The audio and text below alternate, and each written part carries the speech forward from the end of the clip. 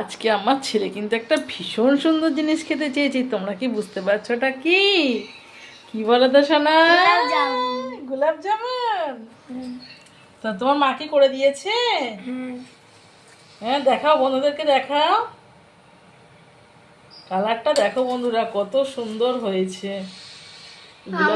গোলাপ জামুনের কালারটা কিন্তু ভীষণ সুন্দর হয়েছে, ভীষণ সুন্দর। এটা করে খেতে নেই সোনা। তো